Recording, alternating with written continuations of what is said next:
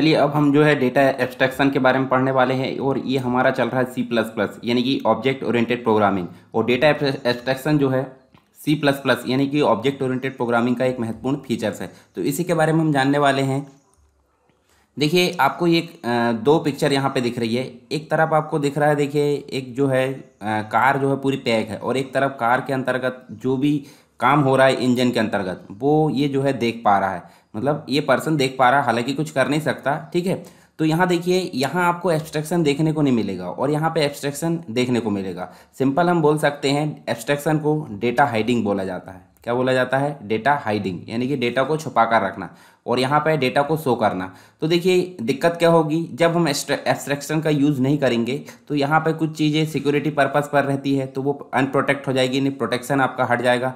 तो data abstraction क्या करता है? डेटा एब्स्ट्रैक्शन वही चीज़ें यूज़र को दिखाता है जो यूज़र के काम की होती है। अनावश्यक चीज़ें, देखिए ये जो है अंदर की जो सारी चीज़ है वो मैकेनिक के काम की है जिसने उसको बनाया है, परंतु जो चलाने वाला है उसको सिर्फ इतनी जानकारी होना चाहिए, जैसे स्टेयरिंग कैसे घुमाना है, गियर कैसे लगाना है, क्लच कैसे दबाना है, ठीक है, एक्सीलेटर कैसे उसका यूज़ करना है। ये सारी चीज़ें इसको पता रहती है ड्राइवर को, परंतु अंदर की जो मैकेनिज्म है वो किसको पता होगी? जो मैकेनिक है उसको पता होगी, इसको पता नहीं होगी। इसीलिए यहाँ पे ये सारी चीज़ों को अंदर क्या काम कर रहा है, क्या वर्किंग हो रही है, ये चीज़ें जो है यूज़र से, जो ड्राइवर है उससे छुपाई जाती है। उसी को हम बोलेंगे यहाँ पे डेटा एब्स्ट्रैक्शन। ऐसे ही क्लास के अंतर्गत हम जब ऑब्जेक्ट ओरिएंटेड प्रोग्रामिंग की बात करें तो वहाँ प्रोग्राम हम बनाते हैं तो कुछ चीज़ें हम जो है प्राइवेट डिफाइन करते हैं और कुछ चीज़ें जो है हम पब्लिक डिफाइन करते हैं। प्राइवेट जो होती है वो सिर्फ इसके अंतर्गत जो पब्लिक फंक्शन है वही यूज़ कर सकते हैं, अन्य जो है अन्य क्लास या अन्य जो चीज़ें हैं इसको यूज़ करने में असमर्थ होती है। उसके लिए हमने जो है यहाँ पे फ्रेंड फंक्शन भी यूज़ किए थे, फ्रेंड क्लास भी हम आगे देखेंगे। तो ये सारी चीज़ जो होती है जो प्राइवेट होती है वो प्रोटेक्शन के लिए यहाँ पे यूज़ होती है। तो यहाँ पे यूज़ किया जाता है एक्सेस स्पेसिफायर, जिसके बारे में हमने पहले भी जान चुके हैं और अभी और जान लेंगे। तो आई होप आपको डेटा एब्स्ट्रैक्शन क्या है वो बेसिक नॉलेज यहाँ पे मिल गया होगा। इसी के बारे में हम आगे पढ़ने वाले हैं। तो चलिए शुरू करते हैं।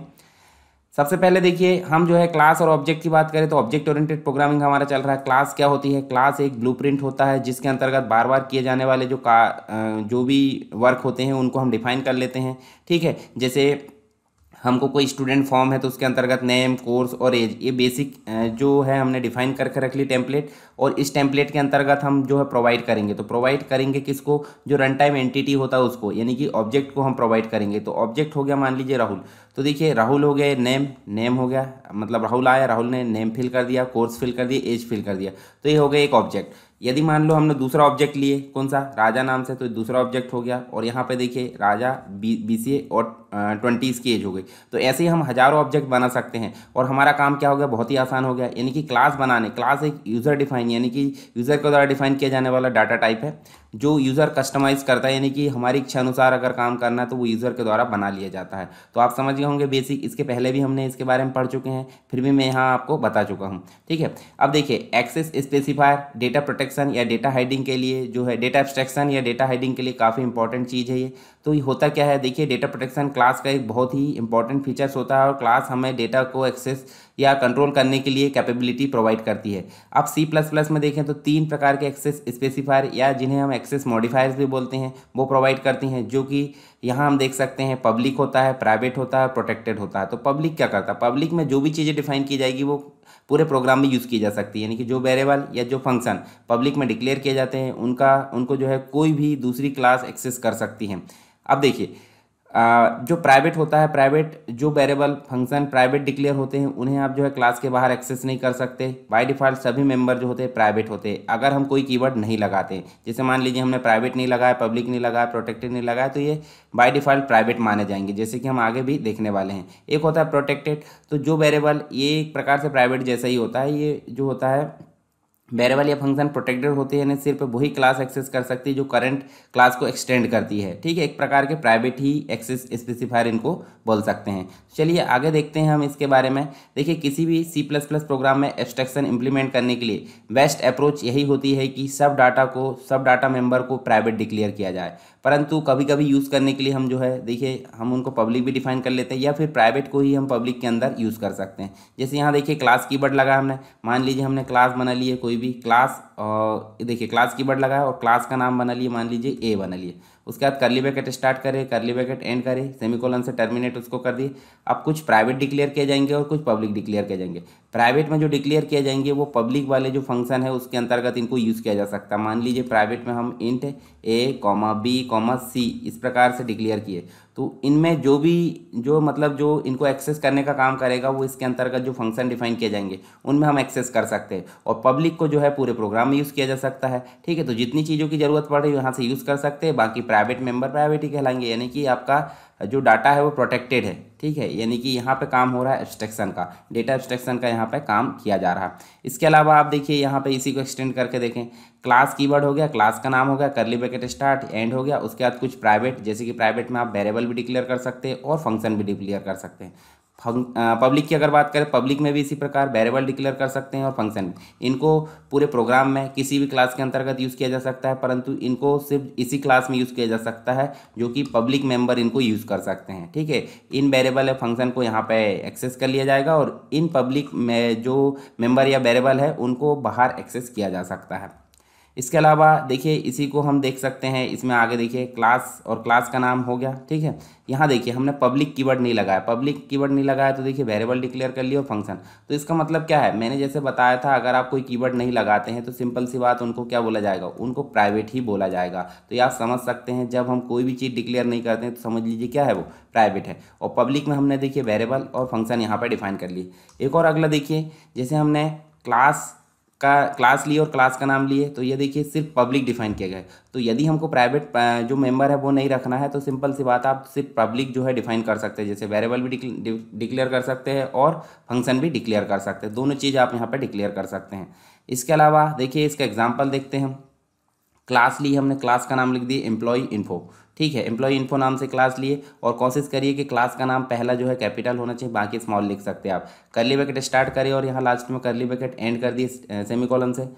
प्राइवेट में हमने देखिए इंट सैलरी लिए और सैलरी में हमने 10,000, आप कुछ भी दे सकते हैं, 30,000 40,000 कुछ भी दे सकते हैं इंट लिए। यदि फ्लोट लेना तो फ्लोट में आप दशमलव डेसिमल वाला पॉइंट भी ले सकते हैं। अब पब्लिक में हमने क्या लिए, पब्लिक में हमने एक केयर टाइप का जो है नेम ले लिए। ठीक है, जिसमें 10 यानी कि नेम में हम जो है 10 वैल्यू स्टोर कर सकते हैं। जैसे हमने कुछ भी लिखना है, जैसे रविंद्र कुमार, इस प्रकार हम जो है इसको 10 रख सकते हैं। हालांकि 10 से ज़्यादा होगा तो ये लेगा क्या, नहीं, तो आप इसकी वैल्यू जो है बढ़ा भी सकते हैं। तो ये एक प्रकार का स्ट्रिंग है। स्ट्रिंग कैसा है, मतलब एरे है, कैरेक्टर का एरे इसको, और कैरेक्टर के एरे को हम स्ट्रिंग बोलते हैं, हम पीछे पढ़ चुके हैं। उसके बाद एक एज लिए इंट टाइप की, जिसके अंतर्गत हम 20 30 कुछ भी फिल कर सकते हैं।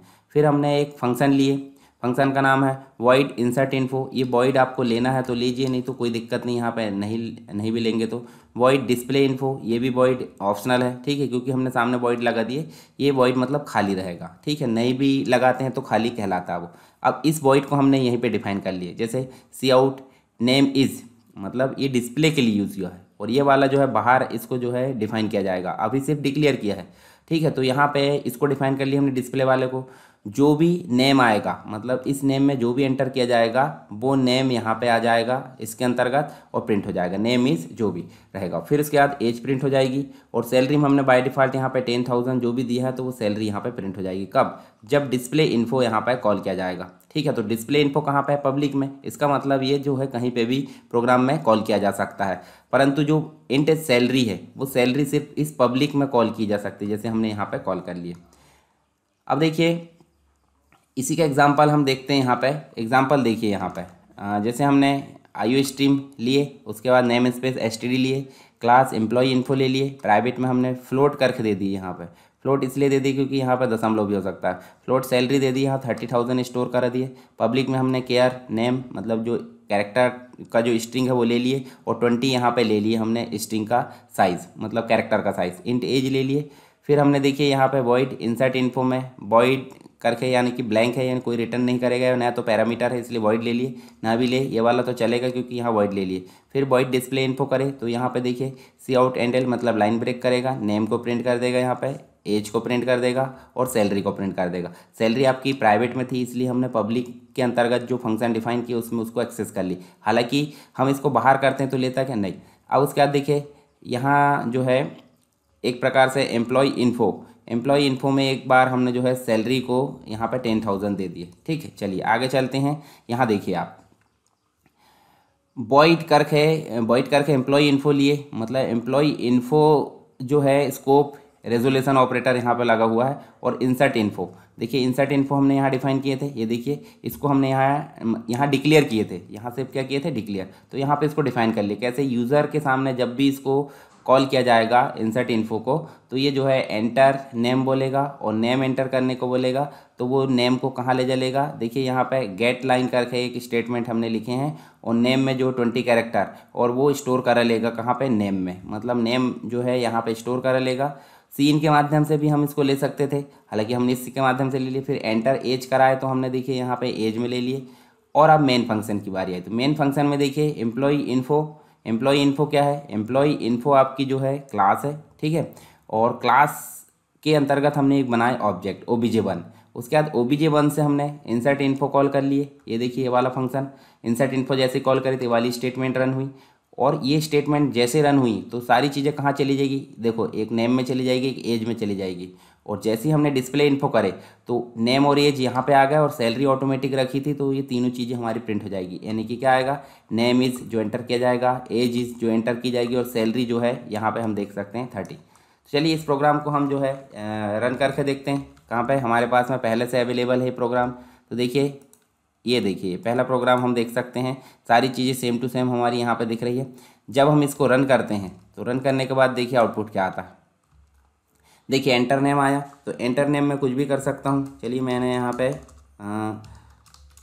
एंटर कर दिया, उसके बाद हमने एंटर करे, देखिए नेम इज़ राहुल और एज इज़ 22, सैलरी 10,000। अब देखिए 10,000 क्यों आ रहा है, 10,000 इसलिए आ रहा है क्योंकि आप देखिए यहाँ पे एम्प्लॉय इन्फो जो क्लास थी उसके अंतर्गत सैलरी हमने 10,000 दी है। अगर ये नहीं देते हैं तो सिंपल सी बात क्या प्रिंट होगा, ये 30,000 प्रिंट होगा। तो देखिए हमने यहाँ पे दो चीज़ें समझना था, एक प्राइवेट और एक पब्लिक, ठीक है। तो दोनों चीज़ हमने समझ गए। अब इसके बाद जो है हम डेटा एब्स्ट्रैक्शन के बारे में थोड़ी सी और बात कर लेते हैं और एक प्रोग्राम को और हल करके देखेंगे। चलिए यहाँ पे नेक्स्ट जो है डेटा एब्स्ट्रैक्शन के बारे में, जैसे कि मैंने पहले बता चुका हूँ, ऑब्जेक्ट ओरिएंटेड प्रोग्रामिंग का इंपॉर्टेंट फीचर्स है। और डेटा एब्स्ट्रैक्शन को डेटा हाइडिंग भी बोला जाता है। इसका मतलब क्या है कि डेटा जो है, मतलब जो डेटा हमको ज़रूरत है या जिस डेटा की हमको ज़रूरत है उसी डेटा को हम शो करेंगे। मतलब जो भी यूज़र है, जैसे मान लीजिए कोई भी कंप्यूटर का यूज़र हो, जैसे एटीएम हम चला रहे हैं, कार चला रहा है, तो जितना ज़रूरत है यूज़र को उतना ही डेटा शो करा जाएगा, अन्यथा जो बाकी का डाटा है उसको हाइड कर लिया जाएगा। तो उसी को बोला जाता है यहाँ पे डेटा एब्स्ट्रैक्शन या डेटा हाइडिंग बोला जाता है। तो जैसे एग्जांपल की अगर बात करें तो यहाँ आप देखिए कंप्यूटर की बात करें, कंप्यूटर में आपको सिर्फ माउस दिखता है, और माउस आप जब इधर उधर मूव करते हैं तो यहाँ पे एक ठो आपको पॉइंटर दिखता है, ठीक है। कीबोर्ड से आप की टाइप करते हैं तो यहाँ पे आपको का मतलब जो है टाइपिंग दिखती है। अब देखिए कीबोर्ड के अंतर्गत क्या है, कौन सी चिप है, कैसे वायर से वो डाटा गया, माउस के अंदर क्या है, वो कैसे वहाँ से पॉइंटर को मूव कर रहा है, ठीक है, कैसे ये मॉनिटर को मैनेज कर रहा है, मॉनिटर कैसे डिस्प्ले कर रहा है, सीपीयू कैसे काम कर रहा है, इन सभी चीज़ों से आपका कोई मतलब होता है, बिल्कुल नहीं होता। आपको सिर्फ यहाँ पे आउटपुट से मतलब होता है। तो जो चीज़ें आपको दिख रही है वो तो हो गई आपको, मतलब जो पब्लिक वाली चीज़ें दिख रही, जो चीज़ें आपको नहीं दिख रही वो हो गई डेटा हाइडिंग यानी डेटा एब्स्ट्रैक्शन।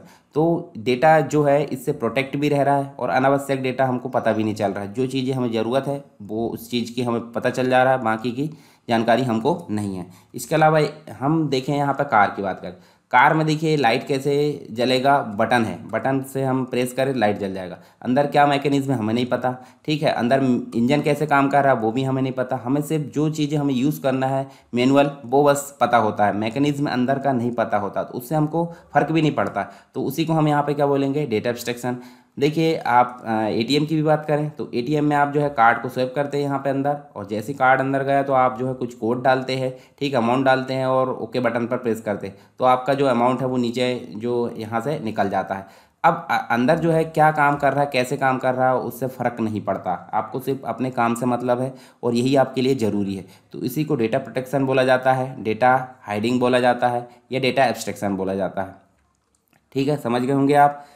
इसी प्रकार हम क्लास में भी देखेंगे अभी। तो देखिए क्लास में हमने कुछ एग्जांपल देखे थे। अब देखिए एब्स्ट्रैक्शन का उपयोग सिर्फ डाटा को हाइड करने के लिए नहीं बल्कि इसका काम जो है प्रोटेक्शन का भी होता है, यानी कि डेटा को प्रोटेक्ट करने के लिए भी यूज़ होता है, ताकि अनावश्यक जो अनऑथराइज्ड यूज़र है वो सारी चीज़ें एक्सेस ना कर पाए, जो चीज़ सामने दिख रही है वही चीज़ वहाँ पे दिख सके। ठीक है, तो डेटा को हाइड करके आप है एक तरह से उसे प्रोटेक्ट भी कर रहे होते हैं, और क्योंकि हाइड किया जाने वाला जो डाटा है किसी के द्वारा एक्सेस नहीं किया जा सकता। चलिए आगे देखें, कुछ फ़ायदे देख लेते हैं इसके। डेटा एब्स्ट्रैक्शन के माध्यम से आप जो है प्रोग्राम में इम्प्लीमेंटेशन और इंटरफेस को सेपरेट कर पाते हैं। यूज़र को इंटरफेस प्रोवाइड किया जाता है जिससे वह इंटरेक्ट करेगा, और प्रोग्राम का रियल इम्प्लीमेंटेशन हाइड कर लिया जाता है। डेटा एब्स्ट्रैक्शन की सबसे महत्वपूर्ण जो फ़ायदा है, यदि हमें इम्प्लीमेंटेशन में किसी प्रकार का चेंज करना हो तो ऐसा आप बिना यूज़र को डिस्टर्ब किए कर सकते हैं। ठीक है, मतलब यूज़र को तो सिर्फ उसकी जानकारी पता है जो उसको उपयोग करना, पर मैकेनिज्म उसको नहीं पता, तो यूज़र को बिना डिस्टर्ब किए आप इसमें काम कर सकते हैं। इसके लिए हमें जो यूज़र के इंटरफेस में बदलाव की आवश्यकता नहीं होगी, और डेटा एब्स्ट्रैक्शन से आपकी जो एप्लीकेशन है काफ़ी सिक्योर हो जाती है। जैसे हम देखें C++ में, तो डेटा एब्स्ट्रैक्शन क्लास में इम्प्लीमेंटेशन मेंबर को जो है हाइड करके और इंटरफेस मेंबर को शो करके इम्प्लीमेंट किया जाता है। इम्प्लीमेंटेशन मेंबर ऐसे क्लास मेंबर या वेरिएबल या मेथड होते हैं जो यूज़र से हाइड किए जाएंगे, फिर जिनका यूज़र के लिए कोई उपयोग नहीं है। और इंटरफेस एक प्रकार से मेंबर, वेरिएबल और मेथड ऐसे मेंबर होते हैं जिन्हें यूज़र को शो किया जाएगा, यह जो इंटरफेस के लिए रूप में यूज़र का उपयोग करेंगे, मतलब जो यूज़र के लिए काम के हैं उनको यूज़र इंटरफेस के रूप में सामने शो कर लिया जाता है। ठीक है, C++ में कौन से मेंबर हाइड होंगे, कौन से मेंबर शो होंगे, यह डिफाइन करने के लिए एक्सेस स्पेसिफायर का उपयोग किया जाता है। तो वो हम जो है अभी देख चुके हैं। जैसे एग्जांपल की बात करें, देखिए यहाँ पे भी कुछ जो है देखिए IOStream std और क्लास का नाम माई क्लास रख दिए, प्राइवेट रखे, पब्लिक रखे। प्राइवेट में हमने एक वेरिएबल लिए जिसको वैल्यू 5 दे दिए, और पब्लिक में हमने वॉइड डिस्प्ले रखे जिसके अंतर्गत हम जो है जो नम में 5 वैल्यू स्टोर है वो यहाँ पे प्रिंट कर लिए। मेन फंक्शन में माई क्लास का OBJ बनाए और OBJ को डिस्प्ले को कॉल कर लिए ऑब्जेक्ट से। ठीक है, तो ये सिंपल प्रोग्राम है किसका, एब्स्ट्रैक्शन का। तो ये जो है हमने इसके पहले बहुत हैवी प्रोग्राम बनाकर देख लिए। नॉर्मल जो प्रोग्राम है ये तो आपसे बन ही जाएगा। इसको एग्जीक्यूट करके देखते हैं। देखिए नंबर हालांकि प्राइवेट था, परंतु हमने पब्लिक वाले वॉइड डिस्प्ले से हमने इसको कॉल कर लिए, तो इसको जो है शो करा सकते हैं। ठीक है, तो डेटा एब्स्ट्रैक्शन आई होप आपको समझ में आ गया होगा, और फिर भी अगर कोई दिक्कत है तो आप मुझे कमेंट बॉक्स में बता सकते हैं। और आपको लेक्चर पसंद आ रहा है तो आप लाइक करते चले और वीडियो को शेयर करते चले, ताकि सबको फ़ायदा हो और मुझे भी मोटिवेशन मिलता रहे।